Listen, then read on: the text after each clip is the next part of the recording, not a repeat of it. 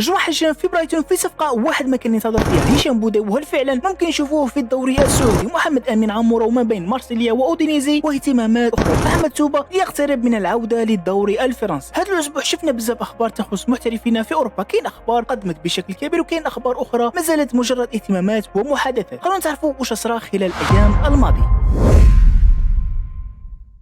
السلام عليكم خوتي، كراكم دايرين؟ نبداو بجوان حجام، واللي بصراحه انتقاله الى برايتون كان من اكثر الاخبار اللي فاجاتني خلال هذا الميركاتو. صبيحه يوم الاثنين خرج لنا سانتيونا وقابل لحجام راه في طريقه للتوقيع مع برايتون بعقد لمده 5 سنوات. بعد الخبر تطور بسرعه حتى ولا انتقال رسمي. بالنسبه لي هذه الصفقه مهمه لحجام قبل ما تكون مجرد انتقاله من سويسرا الى انجلترا، لان اللاعب راح يدخل منظومه اقوى بامكانيات اكبر وفي دوري فيه منافسه على المستوى العالي ويقدر يزيد يتطور مع مرور الوقت. لكن الخطوه الاولى والمهمه بالنسبه ليه هي انه يثبت نفسه داخل الفريق ويضمن مكانته، ومستقبلا نتمناو من برايتون يروح لفريق افضل واقوى. ومن انجلترا نروحوا لفرنسا وبالتحديد الى هشام بوداوي. الخبر اللي خرج مؤخرا هو اهتمام اتحاد جده باللاعب وتواصل النادي السعودي مع نيس، ولكن لحد الان بالنسبه لي هذا يبقى اهتمام اولي وما نقدرش نقولوا بلي هذا بوداوي رسميا اراه في السعوديه. ولكن السؤال هو علاه لاعب هذا عنده حوالي 7 سنوات مع نيس ومازال ما دارش حتى خطوه نحو المستوى اعلى؟ لان شفنا لاعبين اخرين خرجوا من نفس الدوري وفي مده اقل، مثلا بوعناني قعد 3 سنوات وبعدها خرج الى شتوتغارت، اما بوداوي مازال مستمر مع نيس. وهنا كاين اكثر من احتمال، ممكن نيس راه يطالب بمبلغ كبير، ممكن تكون كاينه عروض وصلته ولكن لم تكن مناسبه، ممكن وكيله ما قدرش يفتح له الباب اللي كان لازم يفتحه مده، وممكن ايضا اللاعب نفسه راه مرتاح في نيس وما كانش عنده استعداد باش يدير خطوه كبيره، يعني طموحه قاسي. ولهذا شخصيا ما نقدرش نحط مسؤوليه من طرف واحد فقط. اما اذا وصل عرض سعودي قوي ومناسب للاعب والنادي فمن الطبيعي نشوف بوداوي يقوم بتحرك حقيقي، لكن لحد الان ما كاينش حتى شيء رسمي. ونروحوا لمحمد امين عمورة اللي كانت الاخبار جد هادئه حول مستقبله، ولكن خلال الايام الاخيره رجعت الاخبار من جديد. شفنا اسماء مثل شالكا وشتوتغارت وحتى اتحاد جده عبر عن اهتمامه باللاعب، لكن اكثر خبرين لفتوا انتباهي كانوا متعلقين باولمبيك مارسيليا واودينيزي، خصوصا خبر اودينيزي اللي تحدث عنه سيباستيان دانيس وقابل النادي الايطالي تحرك فعلا من اجل اللاعب. عمور حاليا الشيء اللي يحتاجه هو انه يحسم مستقبله. فولسبورغ هبط للدرجه الثانيه واللاعب من الطبيعي يبحث عن مخرج، وبصراحه مازالني عند نفس الراي اللي قلته من قبل. عدم انتقاله لبنفيكا الموسم الماضي كان ممكن تكون فرصه كبيره ضاعت منه، وشخصيا لو يلقى مشروع مناسب في المانيا الدرجه الاولى راح نفضل يزيد يكمل تما، لانه يعرف الدوري ومن جهه المنظومه والاهتمامات اللي عند شالكا مثلا ممكن تعطيه فرصه باش يرجع يثبت روحه من جديد. نروحوا عند احمد توب، هذا خبر مختلف لانه مازلنا مع لاعب مازال يبحث اصلا عن الاستقرار واللعب بانتظام. حسب الصحفي سيباستيان دانيس مره اخرى قال ان توبا رفض عرضي اوتريخت ونيمخين الهولنديين بسبب رغبته في العوده الى الدوري الفرنسي، والخيار المطروح حاليا هو لوهافر على سبيل الاعاره بدون خيار شراء. والصحفي راه يقول ان الفحوصات الطبيه راح تجرى قريبا. اذا تمت الصفقه فعلا نظن انها ممكن تكون خطوه منطقيه بالنسبه لاحمد توبا، لانه حاليا راه يحتاج فريق يلعب فيه باستمرار اكثر. واخيرا نوصلوا لرفيق بالغالي واللي بصراحه ملفه كان اكثر واحد فيه تضارب خلال الايام الماضيه. نهار تسمع بلي الصفقه خلاص قريبه ونهار اخر يخرج خبر معاكس تماما. لكن حسب اخر ما قيل حسب ساشا تافوليري واللي قال بلي اللاعب اعطى موافقته للانضمام الى ساسولو. لحد الان ما نقدرش نقولوا الصفقه تمت بشكل رسمي، لكن اذا تمت فعلا فساسولو احسن خطوه ليه. صحيح كنا نتمناو نشوفه مباشره في نادي اكبر خصوصا بعد الاهتمام اللي كان موجود من انديه مثل روما، لكن الاهم بالنسبه لي بالغالي حاليا هو انه يخرج من مرحله الانتظار ويبدا يلعب على مستوى اعلى وباستمراريه. وبالنسبه لروما في المفاوضات كانت موجوده فعلا، لكن النادي خرج من الصفقه بعدما ما قدرش يتوصل لاتفاق مناسب مع فيرون. وفي الاخير هذا هو حال الميركاتو، كل يوم خبر جديد وكل ساعه ممكن تتبدل الامور. لكن بالنسبه للمحترفين هذا الاسبوع شفنا اخبار مهمه فعلا. حجم يوقع رسميا في برايتون، بوداوي مستقبله مازال له مفتوح، عمورة يبحث عن مخرج من فولسبورغ، توبا يقترب من العوده لفرنسا، وبالغالي ربما يكون ساسولو محطته القادمه. ولا نستناو الايام الاخيره من الميركاتو لانها غالبا هي اللي راح تعطينا الاجابات النهائيه. وش رايكم خوتي في هذه الانتقالات والخيار؟ شكون لاعب اللي تشوفوه لازم يدير افضل خطوه في مسيرته قبل غلق الميركاتو؟